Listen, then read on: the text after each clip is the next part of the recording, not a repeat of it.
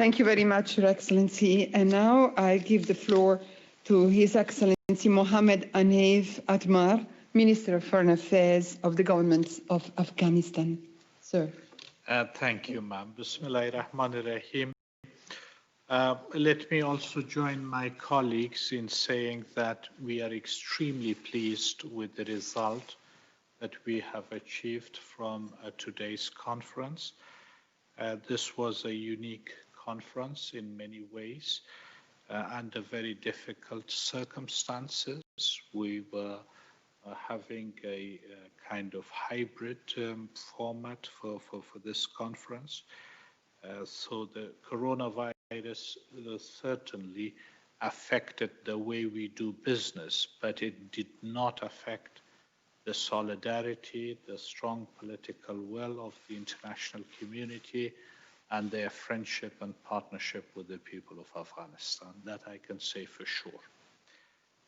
The conference was successful in achieving its goals to renew the partnership between the government of Afghanistan, government and people of Afghanistan, and the international partners for our shared interests in security and stability, in peace and development.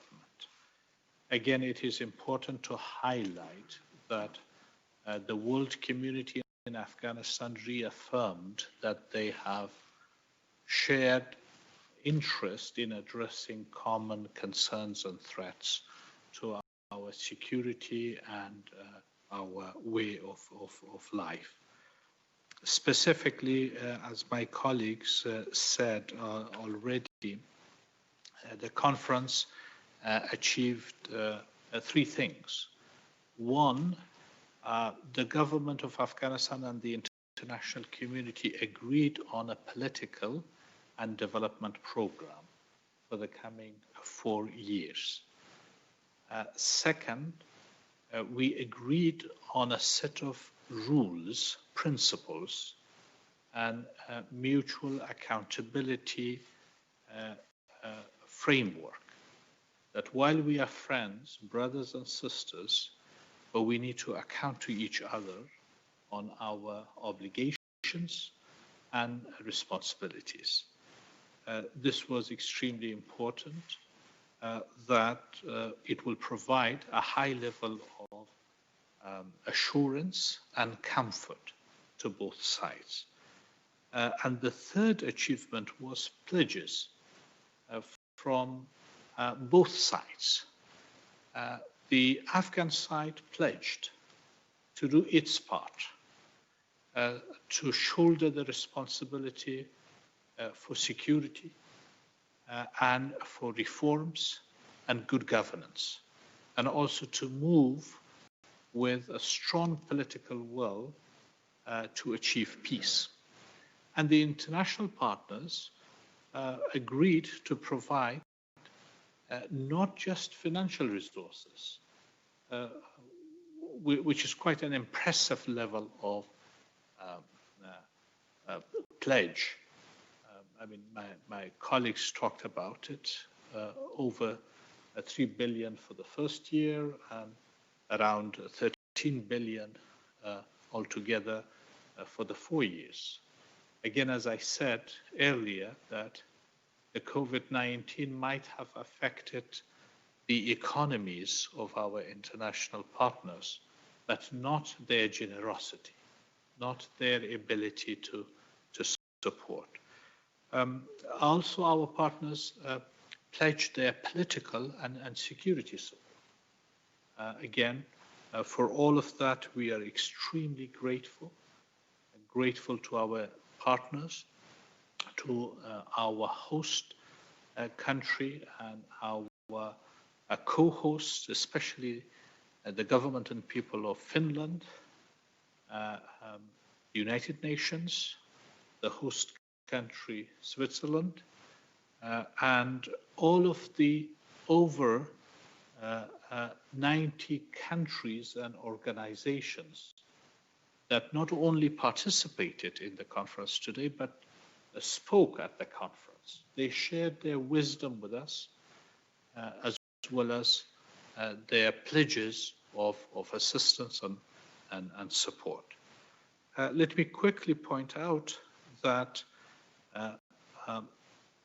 these pledges and support rests on a set of conditionalities.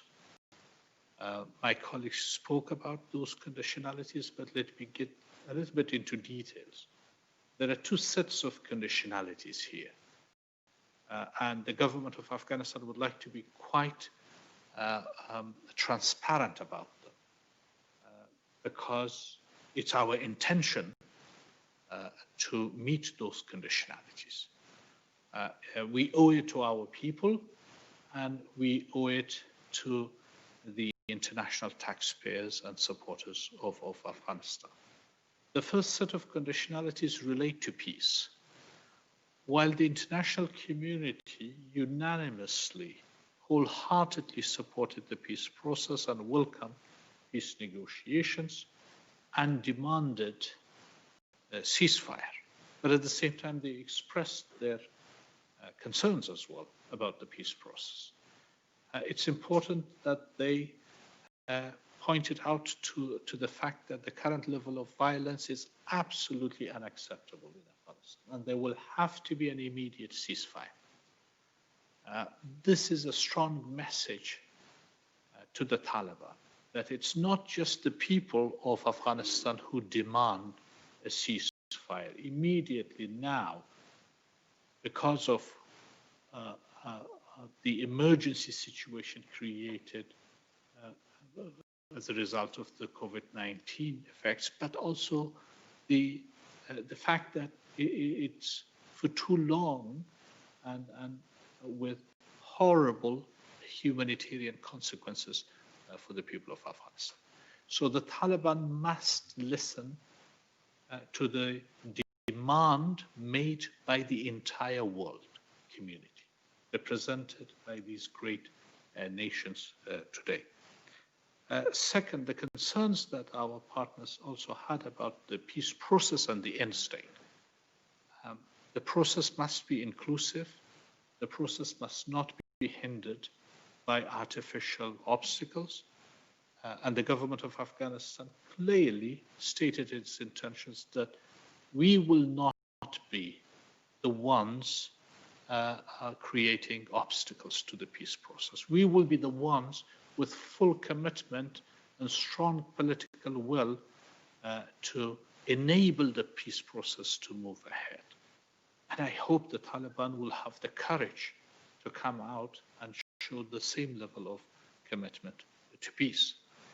Our international partners stress the fact that not every kind of peace will be acceptable and not any kind of peace will be sustainable.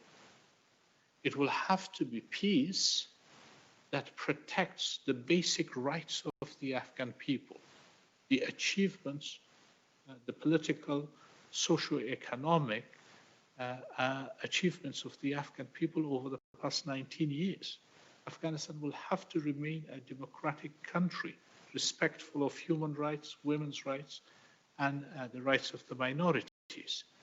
The outcome of the process of peace will have to be shaped by the free will of the Afghan people. Now, this message is music to the ear of the Afghan people. Thank you, our international partners. This is exactly our intention. This is exactly what we are trying to do with the peace process.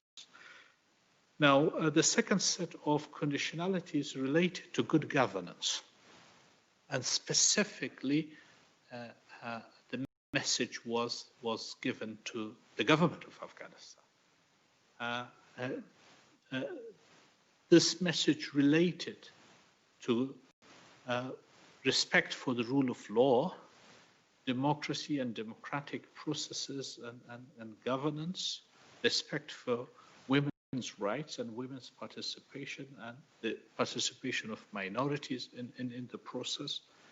It was a strong demand for anti-corruption through the entire system of governance. Let me conclude by saying that these messages were loud and clear and the government of Afghanistan has every intention to double its efforts to meet the basic expectations of our people and our international partners in this respect. Thank you. Thank you very much, Minister.